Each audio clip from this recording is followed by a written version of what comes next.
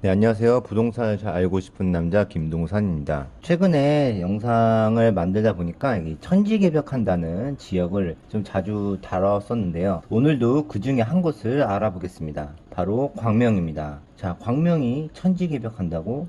자, 광명은 뭐 이미 어느 정도 개발된 거 아니냐 하시는 분들도 많이 있고, 이미 어느 정도 아파트 가격이 높은 지역이라고 많이들 알고 계시는 분들도 많이 있습니다. 하긴 광명은 예전부터 이제 개발한다, 뭐 KTX역 생기고 비싸졌다라는 많은 말들이 있어서 그렇게 생각하시는 분들이 많은 것 같습니다. 하지만 이 광명이 KTX만으로도 천지개벽한다, 그것만 있는 거 아니니까 이제 지역별로 좀 간단하게 어떤 호재가 있고 어떤 아파트들이 있는지 한번 알아보겠습니다. 지역별로 들어가기 전에 우선 전체적으로 그냥 간단하게 광명에 대해서 한번 얘기를 해볼 텐데, 그 인구를 가지고 한번 얘기해 보겠습니다. 자, 2011년 이후에 광명의 인구는 다른 지역으로 많이 빠져나갔다고 합니다. 주변에 시흥 아니면 안양 뭐 이런 쪽이 있는데, 주변 부동산 중개인들 말을 빌리면 광명이 안 좋아져서 빠져나간 게 아니라 재개발, 재건축으로 인해 기존 시민들이 잠시 이주 목적으로 이동했다고 하시더라고요.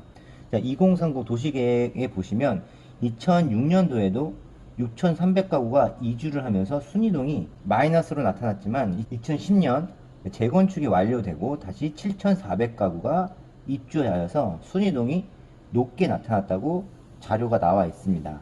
이렇듯 광명은 예전에도 많은 인구가 빠져나가고 다시 들어오고 했는데, 광명의 시가지 형성 추이를 보면은 1990년대부터 광명 철산에 이어서 하안동이 형성되었고, 그 이후에는 2000년대에 소화동, 광명 역세권이 형성됐습니다. 현재는 이 광명 역세권 왼쪽으로 특별관리지역, 광명 시흥 테크노밸리, 상기 신도시가 개발되고 개발 예정이 되어 있습니다. 광명은 크게 북부 생활권과 남부 생활권, 서부 생활권으로 나눠지는 계획이 나왔습니다. 광명 철산 하안동에 속해 있는 북부 생활권은 가장 많은 인구가 모여 있는 곳, 그리고 소화동, 광명 역세권, 남부 생활권은 교통과 물류, 광역 서비스를 중심으로, 그리고 테크노밸리가 들어서 서부는 첨단산업, 연구, 역세권 배후 기능으로 나눠져 있습니다. 이렇게 전체적으로 생활권이 나눠져 있는데, 생활권 나눠져 있는 이 동마다 세부적으로 한번 살펴보겠습니다. 자, 우선 광명동. 자, 천지개벽, 광명이 천지개벽 한다는 것은 바로 이 광명동을 얘기하는 겁니다. 광명동이 가장 큰 부분을 차지하고 있습니다. 바로 광명 뉴타운 지역입니다. 광명 사거리역을 위에서 보시면 이 많은 주거지역, 이 지역들이 재개발이 진행되어 새로운 아파트가 들어섭니다. 이미 다 지어져서 살고 있는 곳도 있습니다.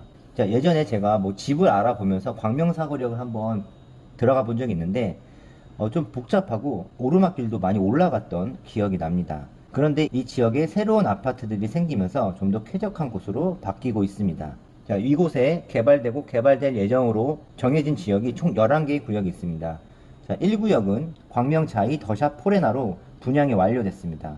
그리고 2구역, 4구역, 5구역은 분양을 앞두고 있습니다. 광명 사거리역을 기준으로 위쪽 1구역, 2구역, 4구역, 5구역 중에서는 이 4구역이 전철역과 가장 가깝고, 그리고 평지에 위치해 있습니다. 그래서 다른 지역보다는 가장 많은 관심을 받고 있고 선호도가 높은 걸로 알고 있습니다. 그리고 광명사거리역 아래쪽으로 9구역, 10구역, 11-11구역, 11-1구역, 12구역, 그리고 16구역까지 나와 있습니다. 자, 16구역은 2020년 11월, 그리고 15구역은 2022년 10월에 이미 입주를 했습니다. 그리고 그 옆에 10구역과 14구역은 분양이 완료됐습니다. 다른 구역도 개발 예정이 있습니다. 그 중에서 이 11구역, 광명사거리역 기준으로 아래쪽 11구역은 평지 지역입니다. 자, 후에 4구역이 입주가 완료되고 이 11구역이 개발이 진행된다면 입지적으로 좀 가장 큰 선호도가 있지 않을까 생각이 듭니다. 이렇게 광명 뉴타운은 개발이 됐고, 그리고 개발 예정 중이고, 이런 지역들이 많이 있습니다. 아파트가 지어진다면 총 2만 5천 세대의 거주지가 생기게 됩니다. 바로 광명의 천지개벽 한다는 이유 중에 하나가 이 광명 뉴타운이라고 보시면 될 것 같습니다. 다음으로는 철산동. 철산동은 광명에서 가장 좋은 입지라고 많이 알려져 있습니다. 7호선 철산역 상권 이용과 서울로 이동하기 편하고, 오른쪽으로는 일자리, 가산 디지털 단지, 목구로 디지털 단지, 등이 많이 있습니다. 자, 어떤 분들은 7호선이 출퇴근 시간에 지옥철이다. 서울 옆이지만 서울로 가는 길은 너무 막힌다. 라는 불만들이 많이 있습니다. 자, 서울로 출퇴근하시는 분들은 서울에 집이 있으면 가장 좋겠지만 그게 아니라면 가까운 곳의 선호도가 높을 수밖에 없습니다. 만약 그런 분들한테 묻는다면은 출근 시간에 앉아서 출근할 수 있는데 경기도 외곽이다. 아니면 가깝지만 서서 출근할 수 있는 서울 옆에 가까운 지역이다. 어디를 선택하겠냐 물어보면은 잠깐 힘들지만 가까운 곳을 선택하는 분들이 많을 거라 생각이 듭니다. 자, 다시 돌아와서 이 철산동은 이미 주공 아파트 11개 단지가 위치해 있습니다. 상당히 많은 아파트가 있습니다. 여기는 이미 기존의 아파트를 재건축하는 지역입니다. 광명사거리역 근처에 재개발이 아니라 이미 기존의 아파트를 부수고 새로운 아파트를 짓는 재건축 지역입니다. 현재 철산동도 재건축이 활발하게 진행되고 있습니다. 여기도 마찬가지로 이미 진행돼서 입주가 완료된 곳도 있습니다. 4단지가 재건축된 철산 센트럴 푸르지오 2021년도에 입주했습니다. 그리고 철산역을 기준으로 위에 위치한 롯데캐슬 스카이뷰 클래스티지 7단지가 재건축된 곳입니다. 현재 가장 비싼 아파트는 7단지가 재건축된 롯데캐슬 스카이뷰 클래스티지라고 합니다. 1313세대가 있고 2022년도에 입주를 완료했습니다. 자, 7단지 위에 있는 8단지, 9단지는 철산 자이더 헤리티지로 3800세대 분양이 완료됐습니다. 자, 이곳이 완공된다면 철산동에서 대단지 아파트의 랜드마크가 될 것으로 보입니다. 그 위쪽으로 10단지, 11단지는 2022년도 9월에 착공이 시작됐습니다.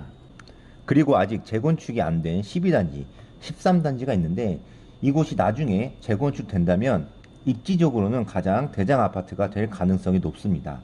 다음으로는 가장 많은 인구가 거주하고 있는 하안동입니다. 하안동은 1단지부터 12단지가 있으며 대략 23,000세대가 있습니다. 자, 상권은 하안사거리에 메인 상권이 있고 학원가가 구성되어 있습니다. 하안동도 재건축을 준비 중인데 현재 12개 단지가 예비 안전진단을 통과했습니다. 하안동은 광명에서 잘 사는 동네라고 알려져 있었습니다.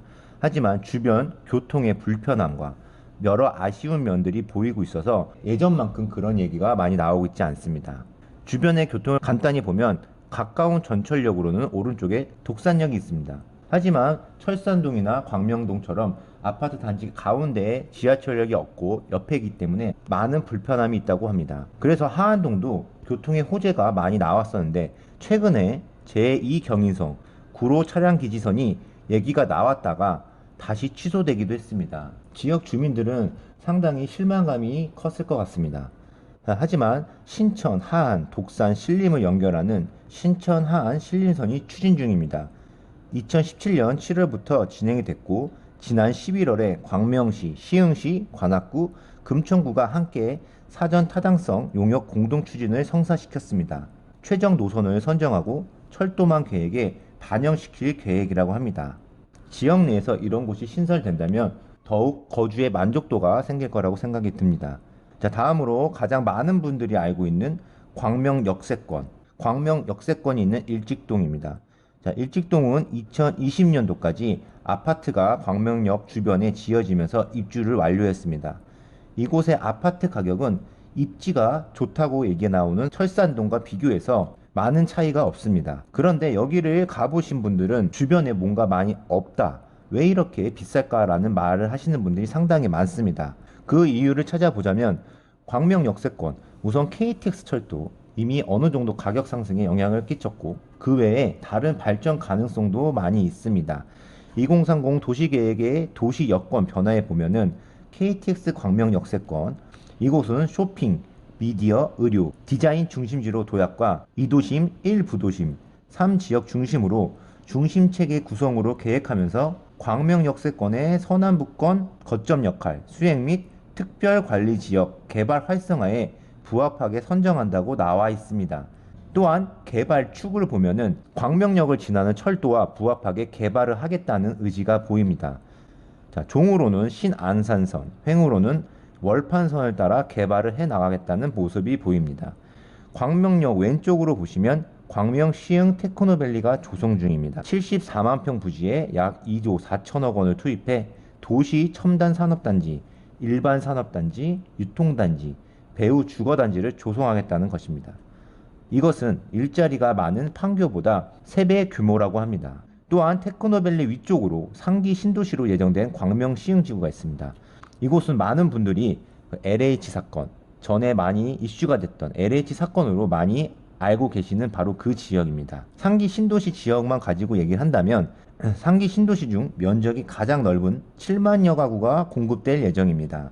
상기 신도시 테크노밸리 계획과 광명 역세권, 이렇게 광명 역세권 중심으로 신도시와 테크노밸리 일자리 계획이 되어 있어 발전 가능성이 상당히 많다고 생각이 듭니다.